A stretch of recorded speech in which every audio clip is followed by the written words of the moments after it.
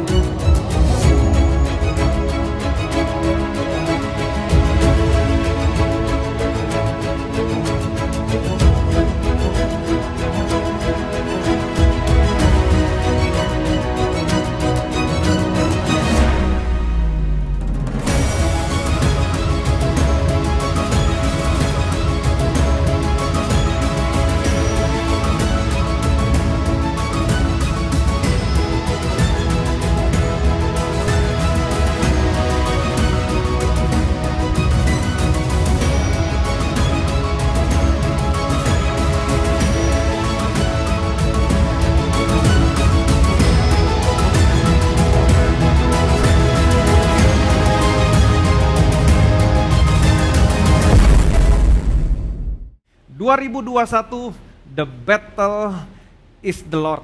Di mana tahun ini peperangan saudara, peperangan saya menjadi peperangannya Tuhan. Tuhan yang akan berperang buat saudara, buat saya. Tuhan akan berjalan di depan saudara. Dia menutup barisan di belakang saudara. Dia menudungi saudara dengan kepak sayapnya. Dia membawa saudara, membawa saya masuk ke dalam tempat perhentiannya untuk melihat pekerjaan yang dia sudah selesaikan dalam seluruh area kehidupan saudara. Saudara jangan lupa, saudara yang belum download atau unduh Wishcard 2021 The Battle is the Lord, saudara bisa unduh di website kami, saudara bisa download, kemudian saudara isi. Di sana seperti biasa ada 3 poin. Poin 3 poin tersebut adalah peperangan saudara yang saudara mau serahkan menjadi peperangannya Tuhan. Mungkin ada pergumulan, ada permasalahan di mana saudara mau berkata, Tuhan saya nggak tahu lagi bagaimana cara mengatasi masalah ini. Tuhan saya nggak punya kekuatan untuk menghadapi tantangan ini.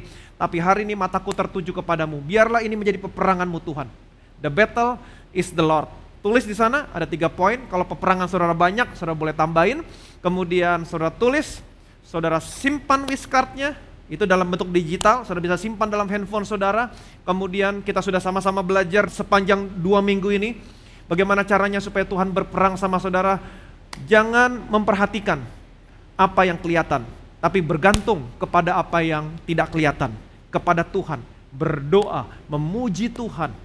Amin. Kemudian duduk diam, makan firman Tuhan, dan belajar berkata, the battle is the Lord. Minggu yang lalu kita sudah sama-sama belajar bagaimana Kaleb menaruh perkataan Tuhan, janji Tuhan di dalam hatinya selama 45 tahun. Dan selama itu juga, selama dia memegang janji Tuhan, menaruh perkataan Tuhan dalam hatinya, Tuhan memelihara hidupnya. dia tetap sehat, dia tetap kuat. Dia bukan hanya menaruh janji Tuhan dalam hidupnya, tapi dia memperkatakan janji Tuhan yang dia taruh dalam hidupnya. Dan ketika dia memperkatakan, serta apa yang terjadi? Tuhan merealisasikan setiap perkataan Kaleb, yaitu tentang janji Tuhan yang dia taruh selama ini di dalam hatinya. Tuhan menghalau semua musuh-musuhnya sampai Kaleb memiliki warisannya. Jadi bagian saudara, bagian saya adalah menaruh semua janji Tuhan dalam hidupmu, menaruh semua perkataan Tuhan dalam hatimu, terlebih lagi janji Tuhan ya dan amin buat setiap orang yang percaya. Bukan hanya ditaruh dalam hatimu, tapi katakan, setiap hari katakan janji Tuhan, percaya, maka saya percaya Tuhan akan memelihara hidup saudara, tetap sehat, tetap kuat, umurmu boleh bertambah, tapi kekuatanmu dalam Tuhan tidak pernah berkurang. Tuhan memelihara hidupmu supaya saudara bisa melihat warisan saudara. Itu sebabnya betapa pentingnya ketika saudara ada dalam keadaan yang sulit, ketika saudara sedang ada dalam kegelapan, hal yang terbaik yang bisa saudara lakukan adalah duduk, dengar, makan firman Tuhan, taruh semua perkataan Tuhan di dalam hatimu. Dan saya percaya kita sudah sama-sama belajar ketika saudara duduk makan firman Tuhan, sesungguhnya saudara sedang ada dalam peperangan, di mana bukan saudara yang berperang, tapi Tuhan yang berperang. Dan ingat baik-baik, dia tidak pernah berubah dulu, sekarang, sampai selama-lamanya. Ketika saudara makan firman Tuhan, dengar firman Tuhan, saya percaya sesuatu yang baik akan terjadi dalam kehidupanmu, dalam kehidupan saya. Kita lihat firman Tuhan, Zakaria pasal 9 ayat 12. Kembalilah ke kota bentengmu, hai orang tawanan yang penuh harapan. Pada hari ini juga aku memberitahukan, aku akan memberi ganti kepadamu 2 kali lipat. Zakaria 9 ayat 12. Kembalilah ke kota bentengmu, hai orang tahanan yang penuh harapan. Perhatikan baik-baik, Alkitab menyebut saudara, menyebut saya orang tahanan yang penuh harapan. Memang ada saatnya dulu saudara adalah orang-orang tahanan yang tidak punya pengharapan, tidak ada pertolongan, putus asa. Tetapi sekarang Alkitab menyebut saudara, menyebut saya orang-orang tahanan yang penuh dengan pengharapan. Yang percaya boleh bilang amin.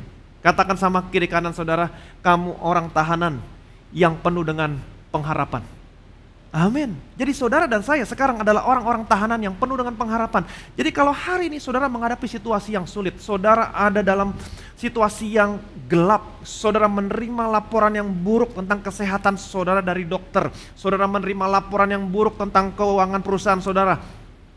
Perhatikan baik-baik, jangan membangkitkan keputusasaan saudara.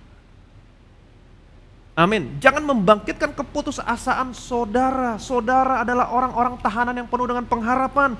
Jangan bangkitkan keputusasaan saudara. Bangkitkan pengharapan saudara. Karena sesungguhnya saudara dan saya sudah tahu masa depan saudara. Miliki confidence, expectation of good in the future. Karena saudara dan saya adalah orang-orang yang penuh dengan pengharapan. Amin. Pengharapan saudara bukan seperti pengharapan orang dunia. Mudah-mudahan, I hope so, maybe so. Tapi pengharapan saudara, pengharapan saya dibangun di atas dasar yang solid, yaitu darah Yesus. Dan oleh karena darah Yesus, Alkitab mengatakan iman adalah dasar dari segala sesuatu yang kita harapkan. Saudara punya iman hari ini karena saudara mengharapkan. Saudara mengharapkan karena pengharapan saudara berdiri di atas dasar yang solid, yaitu darah Yesus. Jadi kalau hari ini saudara sakit, lihat masa depanmu. Saudara memiliki tubuh yang sehat. Saudara memiliki hidup yang sehat, saudara memiliki tubuh yang kuat. Amin. Saudara bisa melakukan segala sesuatu yang saudara mau. Dan hari ini, tetap pergi ke dokter, it is okay. Kalau saudara pergi ke dokter, tetap pergi ke dokter. Tetap perjamuan kudus. Tetap memperkatakan janji Tuhan yang Tuhan taruh dalam hatimu oleh bilur-bilur Yesus, penyakitmu disembuhkan. Dan tetap mengucap syukur. Mungkin orang dunia berkata, Pak jangan kasih PHP lah, jangan kasih pengharapan. No, mereka tidak pernah mengerti bahwa pengharapan saudara, pengharapan saya ada di atas dasar yang solid. Amin. Firman Tuhan menjanjikan kepada saudara, dia yang memikul kelemahan kita, dia yang menanggung penyakit kita. Ingat baik-baik, kalau dia sudah memikul kelemahanmu, dia sudah menanggung semua penyakitmu. Hari ini saudara seharusnya memiliki hidup yang sehat, tubuh yang kuat. Yang percaya boleh bilang amin. Jadi di sini Alkitab memakai istilah buat saudara, orang-orang tahanan yang penuh pengharapan. Orang-orang tahanan. Kenapa Alkitab memakai istilah demikian? Orang-orang tahanan yang penuh dengan pengharapan. Pertanyaan saya, apakah saudara pernah, dan saya percaya saudara pasti pernah mengalami hal ini.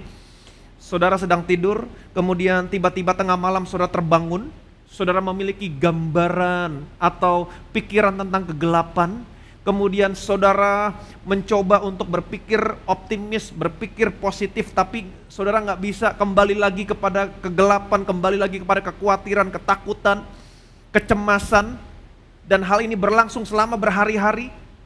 Saudara tertawan, saudara orang-orang menjadi orang-orang tawanan yang tidak ada harapan, keputusasaan, tidak ada pertolongan. Tetapi puji Tuhan, karena apa yang Tuhan Yesus lakukan. Hari ini Alkitab menyebut saudara, menyebut saya, orang-orang tahanan yang penuh dengan pengharapan. Amin. Ketika saudara menjadi orang-orang tahanan yang penuh dengan pengharapan, ketika saudara menghadapi masalah, ketika saudara menghadapi tantangan, mungkin iblis mau menaruh pikiran yang buruk dalam pikiranmu, keputusasaan, tapi entah kenapa saudara selalu berakhir dengan pikiran yang baik. Dengan pengharapan, oh it's okay, Tuhan sayang sama saya pasti sanggup melalui tantangan ini bersama dengan Tuhan. It is okay, all is well, all is well. Saya pasti sembuh, Tuhan sayang sama saya pasti sembuh, Tuhan sayang sama saya pasti diproteksi. Entah kenapa saudara selalu berakhir kepada pengharapan. Nah, inilah yang disebut dengan orang-orang tahanan yang penuh dengan pengharapan. Amin. Ini yang terjadi sama saudara sama saya. Kalimat berikutnya mengatakan begini, kembalilah ke kota bentengmu, hai orang tahanan yang penuh harapan. Selanjutnya dikatakan begini, pada hari ini juga aku memberitahukan, aku akan memberi ganti kepadamu 2 kali lipat. Tuhan memberitahukan kepada saudara, Tuhan akan memberikan ganti 2 kali lipat. Kalau hari saudara sakit, kehilangan penghasilan, kehilangan quality time bersama dengan keluargamu, Tuhan akan ganti 2 kali lipat. Tuhan akan ganti kesehatanmu 2 kali lipat, lebih sehat dari sebelumnya. Tuhan akan ganti penghasilanmu 2 kali lipat. Penghasilanmu yang hilang Tuhan ganti 2 kali lipat. Quality time, waktu-waktu terbaik sama keluarga saudara yang hilang, Tuhan akan ganti 2 kali lipat. Dan tidak terasa hari ini sudah kurang lebih hampir 1 tahun. Mungkin 10 bulan sampai 12 bulan saudara dan saya ada dalam situasi pandemi sekarang ini. Ada begitu banyak anak-anak Tuhan yang kehilangan kesempatan, opportunity, kehilangan pekerjaan, bahkan kehilangan orang-orang yang mereka kasihi. Tapi saya mau kasih tahu hari janji Tuhan buat saudara, Tuhan akan ganti 2 kali lipat. Tuhan akan ganti kesempatan yang hilang 2 kali lipat. Tuhan akan ganti penghasilanmu yang hilang 2 kali lipat. Bahkan Tuhan sanggup menghadirkan orang-orang yang lebih mengasihi saudara. Yang percaya boleh bilang amin. Amin. Jadi Tuhan akan ganti apa?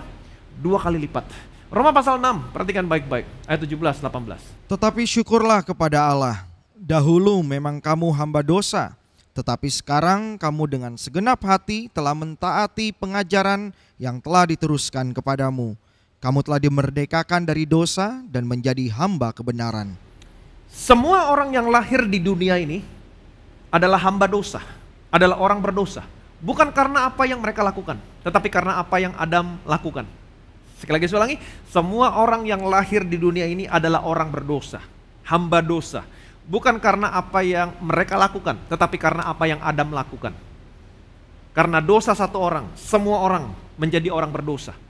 Dan ketika mereka menjadi orang berdosa karena apa yang Adam lakukan, apapun yang mereka lakukan, perbuatan baik, perbuatan benar, perbuatan baik, perbuatan benar, mereka tidak bisa merubah status mereka dari orang berdosa menjadi orang benar. Nggak bisa. Mereka harus dilahirkan kembali. Mereka harus percaya kepada Tuhan Yesus. Ketika mereka percaya kepada Tuhan Yesus, mereka dilahirkan kembali. Mereka dibebaskan dari dosa dan menjadi hamba kebenaran.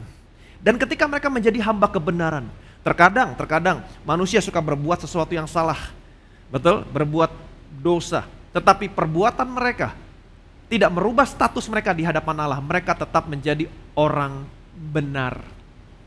Yang percaya boleh bilang amin. Amin. Zakaria pasal 9 ayat 11. Mengenai engkau, oleh karena darah perjanjianku dengan engkau, aku akan melepaskan orang-orang tahananmu dari lubang yang tidak berair.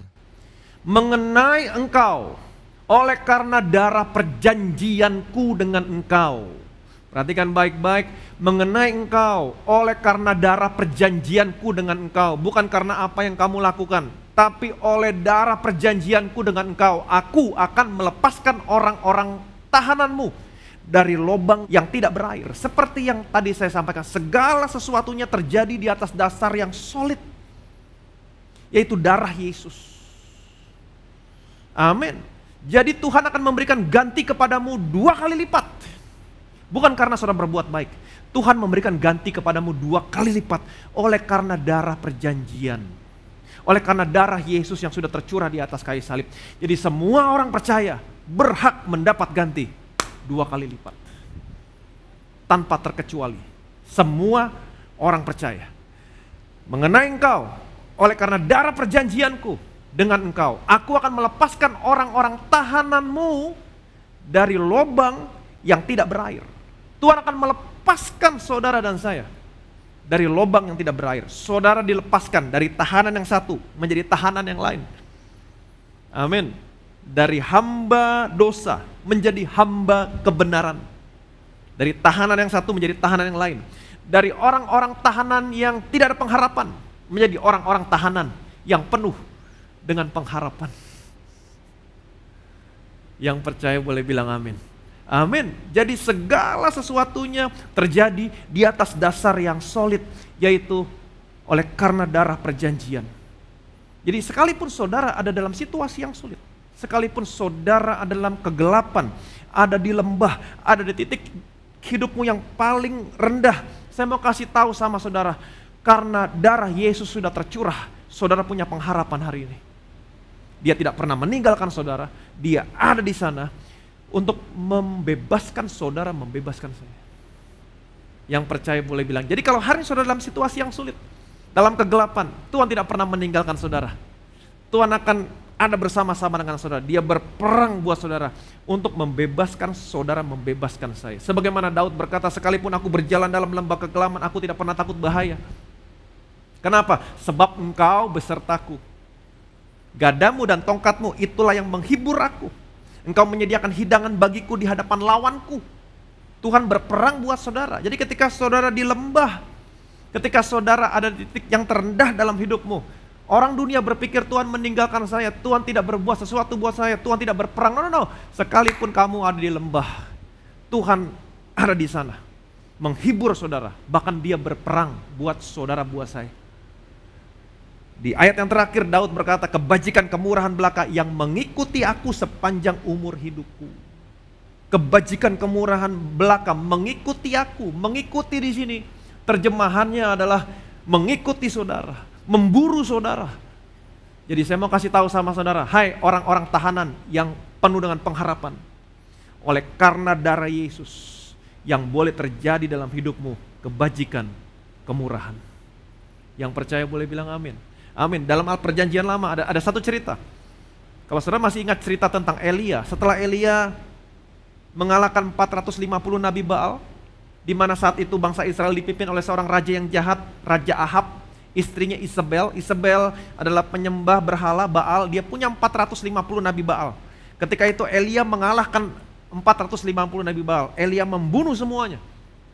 Setelah itu apa yang terjadi? Seluruh bangsa Israel bertobat kembali kepada Allah. Dan setelah itu, perhatikan baik-baik, terjadi peperangan antara Raja Ahab dengan Raja Ben-Hadad, Raja orang Aram. Dan apa yang terjadi setelah itu? Perhatikan baik-baik. 1 Raja-Raja 20, ayat yang pertama. Ben-Hadad, Raja Aram, mengumpulkan seluruh tentaranya, 32 orang raja bersama-sama dia, beserta kuda dan kereta. Lalu ia maju, ia mengepung Samaria dan memeranginya. Di sini diceritakan Ben-Hadad mengepung Samaria dan memerangi Samaria bersama dengan 32 raja yang lain. Dengan pasukan kereta kuda yang tidak pernah terhitung banyaknya. Kemudian ayat yang ketiga dikatakan begini. Dengan pesan, beginilah pesan Ben-Hadad, emasmu dan perakmu adalah milikku, dan juga istri-istri dan anak-anakmu yang cantik-cantik adalah milikku. Ben-Hadad memberikan pesan kepada Ahab, emasmu dan perakmu adalah milikku, istrimu, anakmu yang cantik-cantik adalah milikku. Perhatikan baik-baik. Kalau iblis datang sama saudara dan berkata, kesehatanmu adalah milikku, keluargamu adalah milikku, karirmu adalah milikku, kehidupanmu adalah milikku, apa yang harus saudara lakukan? Perhatikan baik-baik. Ayat berikutnya, ayat 13. Tetapi tiba-tiba tampillah seorang nabi kepada Ahab raja Israel serta berkata, beginilah firman Tuhan, sudahkah kau lihat semua orang yang sangat ramai itu? Bahwasanya pada hari ini aku akan menyerahkan engkau ke dalam tanganmu, supaya engkau tahu bahwa akulah Tuhan.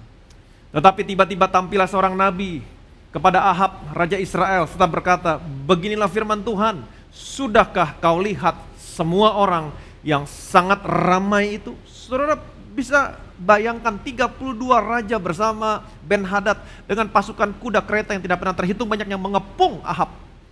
Bahwasanya pada hari ini aku akan menyerahkan mereka ke dalam tanganmu, supaya engkau tahu bahwa akulah Tuhan. Pertanyaan saya, berapa pasukan yang dimiliki oleh Ahab? Hanya 7.000. Bersama dengan 230 orang-orang muda, pengiring kepala-kepala daerah. Kemudian Ahab bertanya begini. Lalu bertanyalah Ahab, dengan bantuan siapa? Jawabnya, beginilah firman Tuhan, dengan bantuan orang-orang muda pengiring kepala-kepala daerah. Tanyanya pula, siapakah yang akan memulai perang? Jawabnya, engkau. Ahab bertanya kepada Allah, dengan bantuan siapa? Dan Allah menjawab, beginilah firman Tuhan, dengan bantuan orang-orang muda, pengiring kepala-kepala daerah. Kemudian Ahab bertanya kembali, siapa yang memulai perang? Engkau yang memulai perang. Dan ketika mereka berperang, saudara perhatikan baik-baik. Ketika mereka berperang, apa yang terjadi? Mereka membunuh semua musuh yang mereka jumpai. Dan Ben-Hadad melarikan diri. Jadi saudara bisa lihat di sini, siapa yang berperang? Tuhan yang berperang. Tuhan memakai orang-orang muda, Tuhan memakai orang-orang yang tidak pernah diperhitungkan, orang-orang muda untuk mempermalukan yang kuat. Amin. Dan ini nubuatan untuk Bethesda. Bethesda akan dipimpin oleh orang-orang muda. Jangan pernah malu kalau Bethesda Church dipimpin oleh orang-orang muda. Amin. Tuhan akan memakai orang muda yang tidak pernah diperhitungkan untuk mempermalukan yang kuat. Dan setelah itu perhatikan baik-baik, Ben-Hadad kembali ke tempatnya dan berbicara kepada pegawai-pegawai istananya. Dia bertanya begini, ayat 23. Pegawai-pegawai Raja Aram berkata kepadanya, Allah mereka ialah Allah gunung, itulah sebabnya mereka lebih kuat daripada kita. Tetapi apabila kita berperang melawan mereka di tanah rata, pastilah kita lebih kuat daripada mereka. Ben-Hadad kembali kepada pegawai-pegawai di istananya dan meminta nasihat kepada mereka. Dan mereka memberikan nasihat kepada Ben-Hadad. Dan menurut saya ini merupakan nasihat yang sangat bodoh sekali. Mereka memberikan nasihat begini, Allah mereka ialah Allah gunung, itulah sebabnya mereka lebih kuat daripada kita. Tetapi apabila kita berperang melawan mereka di tanah datar, di tanah rata, tentulah, pastilah kita lebih kuat daripada mereka. Perhatikan baik-baik. Ada begitu banyak orang Kristen yang berpikir hari ini, kalau saya ada di lembah, kalau saya berbuat salah, saya berbuat dosa, maka Tuhan tidak ada bersama-sama dengan saya. Dan Tuhan tidak akan pernah menolong saya. Tuhan tidak akan pernah berperang buat saya, membawa saya keluar dari lembah atau memberikan kemenangan kepada saya. Ini yang kebanyakan orang Kristen berpikir. Tetapi ketika saya berbuat benar, saya berbuat baik, maka Tuhan akan ada bersama-sama dengan saya. Tuhan selalu menolong saya dan Tuhan selalu berperang buat saya. Kebanyakan orang Kristen berpikir demikian. Dan inilah caranya orang dunia memandang Allah. Ketika saudara berdosa, Tuhan tidak bersama-sama dengan saudara. Ketika saudara berdosa, Tuhan akan meninggalkan saudara. Dia tidak akan pernah menolong saudara dari masalah. Dia tidak akan pernah mau berperang buat saudara. Tapi sebaliknya, ketika saudara berbuat benar, berbuat baik, Tuhan ada bersama dengan saudara. Dia menyertai saudara, dia selalu berperang buat saudara. Dan iblis berkata kepada saudara, Allah saudara adalah Allah gunung. Dia bukan Allah di tanah datar. Serta apa yang terjadi? Ayat berikutnya mengatakan begini. Maka tampillah abdi Allah dan berkata kepada Raja Israel, beginilah firman Tuhan, oleh karena orang Aram itu telah berkata, Tuhan ialah Allah gunung dan bukan Allah dataran, maka aku akan menyerahkan seluruh tentara yang besar itu ke dalam tanganmu, supaya kamu tahu bahwa akulah Tuhan. Perhatikan baik-baik, karena Orang-orang Aram berpikir bahwa Allah Israel adalah Allah gunung, bukan Allah di tanah datar. Itu sebabnya ketika kita berperang di gunung, mereka lebih kuat. Kita harus berperang sama mereka di tanah datar. Kalau kita berperang sama mereka di tanah datar, kita pasti menang. Karena Allah mereka bukan Allah di tanah datar. Saudara, apa yang Tuhan katakan? Karena mereka berpikir demikian. Aku adalah Allah gunung, bukan Allah di tanah datar. Aku akan menyerahkan mereka ke dalam tanganmu. Dengan kata lain, Tuhan memberitahukan sama bangsa Israel, aku akan menyerahkan mereka ke dalam tanganmu, supaya mereka tahu, aku bukan hanya Allah di gunung, tapi aku juga Allah di tanah datar. Amin. Ayat berikutnya, perhatikan baik-baik. 7 hari lamanya mereka berkemah berhadap-hadapan, tetapi pada hari yang ke-7 mulailah pertempuran. Dan pada suatu hari orang Israel menewaskan 100.000 orang berjalan kaki dari orang Aram itu. 7 hari lamanya mereka berkemah berhadap-hadapan. Hari yang ke-7 terjadi peperangan. Saudara tahu, bangsa Israel membunuh 100.000 orang Aram yang berjalan kaki. Hari itu Tuhan memberitahukan kepada mereka, aku bukan hanya Allah di gunung, tapi aku Allah di tanah datar. Aku Allah di lembah. Amin. Tuhan tidak hanya menolong, Tuhan tidak hanya bersama-sama saudara, Tuhan tidak hanya berperang sama saudara ketika saudara berbuat baik, berbuat benar, ketika saudara ada di posisi puncak iman saudara. No. Dia tetap ada bersama dengan saudara. Dia tetap menyertai saudara. Dia tetap menolong saudara. Dia tetap berperang buat saudara ketika saudara ada di titik yang paling rendah dalam hidupmu.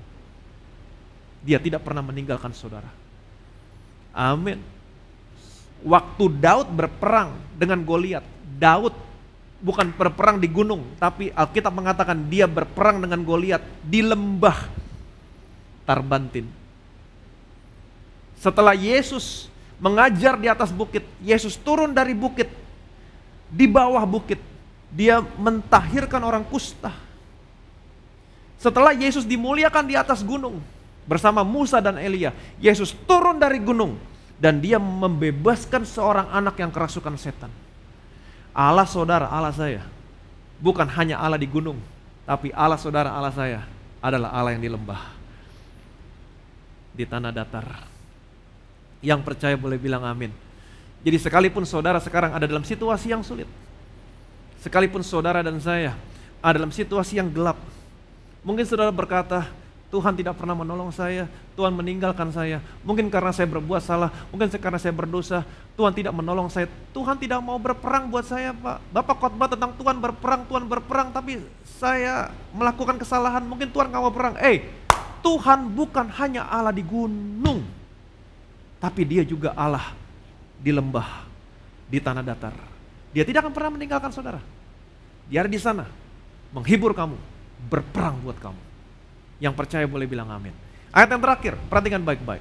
Setelah Abram kembali dari mengalahkan Kedorlaomer dan para raja yang bersama-sama dengan dia, maka keluarlah Raja Sodom menyongsong dia di lembah Syawe, yakni lembah raja. Melkisedek, Raja Salem, membawa roti dan anggur, ia seorang imam Allah yang maha tinggi. Lalu ia memberkati Abram, katanya, diberkatilah kiranya Abram oleh Allah yang maha tinggi, pencipta langit dan bumi. Dan terpujilah Allah yang maha tinggi yang telah menyerahkan musuhmu ke tanganmu. Lalu Abram memberikan kepadanya 1/10 dari semuanya. Alkitab menceritakan setelah Abraham mengalahkan Kedorlaomer bersama dengan raja-raja yang menyertai dia. Kemudian Alkitab menceritakan muncullah Raja Sodom menyongsong Abraham di lembah Syawe, di lembah raja. Kemudian Alkitab juga menceritakan saat itu Melkisedek juga menyongsong Abraham di lembah, memberikan apa? Roti dan anggur. Amin. Melkisedek merupakan gambaran tentang siapa? Tentang Tuhan Yesus, Raja Salem. Raja Shalem. Shalem berasal dari kata Yerusalem, Raja Damai. Dan Yerusalem letaknya di atas bukit. Jadi Melkisedek dia turun dari bukit ke lembah raja. Menjumpai siapa? Menjumpai Abraham. Memberikan apa? Tubuhnya, darahnya. Apa yang saya mau sampaikan sama saudara? Ketika saudara ada dalam situasi yang sulit, ketika saudara ada dalam kegelapan, ada di titik yang paling rendah di dalam hidupmu, yang terbaik yang bisa saudara lakukan, ambil tubuhnya, ambil darahnya, ambil perjamuan kudus. Ketika saudara perjamuan kudus, saudara harus melihat Tuhan Yesus sendiri yang datang menjumpai saudara, memberikan roti, memberikan anggur. Dia turun ke lembah, dia turun ke titik hidupmu yang paling rendah, memberikan tubuhnya, memberikan darahnya. Itu sebabnya tadi dikatakan semuanya ini terjadi oleh karena darah perjanjianku. Bukan karena saudara berbuat baik, tapi karena darah perjanjianku. Tuhan turun ke lubang, turun ke lembah untuk membebaskan kamu dari lubang yang tidak berair. Amin. Jadi dalam situasi yang sulit, dalam situasi yang gelap seperti sekarang ini, ketika saudara mengalami kesulitan, ada tantangan, ada pergumulan, hari ini kita belajar satu hal yang praktis lagi. Bagaimana caranya Tuhan berperang buat saudara? Perjamuan kudus. Minggu pertama kita sudah belajar bergantung kepada apa yang tidak kelihatan, kepada Tuhan, berdoa, memuji Tuhan, makan firman Tuhan. Minggu yang kedua kita belajar bagaimana caranya Tuhan berperang sama saudara, merealisasikan semua janjinya, simpan semua perkataan Tuhan dalam hidupmu. Amin. Dan hari ini kita belajar tentang perjamuan kudus. Oleh karena darah perjanjianku mengenai kamu, aku akan membebaskan orang tahanan dari lubang yang berair. Ketika Abraham ada di lembah, orang berpikir Tuhan bukan Tuhan di lembah, Tuhan adalah Tuhan di gunung. Orang kebanyakan berpikir Tuhan akan menolong orang, Tuhan akan membantu orang ketika orang berbuat benar, berbuat baik. Ketika orang bersalah, berdosa, Tuhan akan tinggalin. Tuhan tidak mau menolong, Tuhan tidak mau berperang. No, Tuhan menunjukkan sama saudara, biar semua orang tahu, aku bukan hanya Allah di gunung, tapi aku Allah di lembah. Sekalipun kamu dalam posisi yang paling rendah, Tuhan tidak pernah tinggalin saudara. Dia ada di sana, memberi makan saudara, memberikan tubuhnya, darahnya. Dan orang Kristen harus tahu ini. Bukan karena kamu berbuat baik, Tuhan tetap ada bersama-sama dengan kamu karena darah perjanjiannya. Amin. Sebagaimana Abraham ada di lembah, Melkisedek turun ke lembah, memberikan tubuhnya, memberikan darahnya. Amin. Ketika kamu sekarang ada dalam situasi yang sulit, ketika kamu sekarang ada dalam situasi yang gelap, yang terbaik yang bisa kamu lakukan hari ini, ambil tubuhnya, ambil darahnya. Ketika kamu ambil tubuh darahnya, kamu harus melihat Tuhan Yesus sendiri yang datang, memberikan tubuhnya, memberikan darahnya. Oleh karena darah perjanjiannya, beritakan kematian Tuhan. Dan saya mau kasih tahu sama saudara, Tuhan akan turun ke lembah, titik hidupmu yang paling rendah, Dia akan berperang buat saudara. Dan apa yang pernah hilang daripadamu, Dia akan ganti 2 kali lipat. Yang percaya boleh bilang amin. Amin. Jadi tahun 2021, the battle is the Lord. Bagaimana caranya? Beritakan kematian Tuhan. Beritakan kematian Tuhan. Dan ambil tubuhnya, ambil darahnya. Ketika kamu dalam situasi yang sulit, ambil tubuhnya, ambil darahnya. Ketika tubuh dan darah ada di tanganmu, lihat Tuhan Yesus sendiri yang datang ke titik hidupmu yang paling rendah. Sebagaimana Dia turun dari Yerusalem, turun ke bukit, ke lembah, Raja memberikan Abraham tubuhnya, darahnya. Dia akan menolong saudara. Dia akan membebaskan saudara. Amin. Dia akan berperang buat saudara di titik hidupmu yang paling rendah. Bukan karena kamu berbuat baik, tapi semuanya ini Dia lakukan karena darah perjanjianku. Karena darah Yesus sudah tercurah di atas kayu salib. Dan apa yang pernah hilang daripadamu, saya mau kasih tahu, Dia akan ganti 2 kali lipat. The battle is the Lord. Yang percaya boleh bilang amin. Sudah diberkati hari ini? Amin. Bapak, kami bersyukur buat janji-Mu Tuhan yang kami dengar hari ini. Bapak, Engkau menyebut kami sebagai orang-orang tahanan yang penuh dengan pengharapan. Dulu memang kami orang-orang tahanan yang tidak punya pengharapan. Tidak ada pertolongan. Orang-orang tahanan yang putus asa. Tetapi karena darah Yesus sudah tercurah di atas kayu salib, hari ini kami menjadi orang-orang tahanan yang penuh dengan pengharapan. Dan kami percaya Tuhan, kami mempunyai confident expectation of good in the future. Masa depan kami pasti baik, masa depan kami pasti cerah. Sekalipun hari ini kami dalam situasi yang sulit, dalam kegelapan, tapi kami punya pengharapan di dalam Engkau. Pengharapan kami berdiri di atas dasar yang solid, yaitu darah Yesus. Kami percaya Tuhan, Engkau oleh karena darah perjanjian-Mu, Engkau mengatakan Engkau akan membebaskan kami Tuhan dari lubang yang berair, dan Engkau akan memberikan ganti kepada kami apapun yang pernah hilang dari kami 2 kali lipat. Sekalipun hari ini Tuhan kami dalam situasi yang sulit, kami ada dalam kegelapan, kami percaya Tuhan apapun yang hilang dari anak-anak-Mu sekarang, apakah mereka kehilangan pekerjaan, kehilangan opportunity, kehilangan orang-orang yang mereka kasihi, oleh karena darah perjanjian-Mu Tuhan, Engkau tidak pernah meninggalkan kami, Engkau tetap ada bersama-sama dengan kami, dan apa yang hilang dari kami Tuhan, Engkau akan ganti 2 kali lipat. Dan kami mau memberitakan kematian-Mu Tuhan, Engkau sendiri yang memberikan tubuh-Mu, memberikan darah-Mu. Kami mau berdiri di atas dasar apa yang sudah Engkau selesaikan di atas kayu salib, di atas dasar darah perjanjian-Mu yang sudah tercurah. Dan kami percaya Tuhan, Engkau akan berperang buat kami, dan apa yang hilang dari kami, Engkau ganti 2 kali lipat. Dalam nama Tuhan Yesus kami berdoa, semua yang percaya sama-sama kita katakan, amin.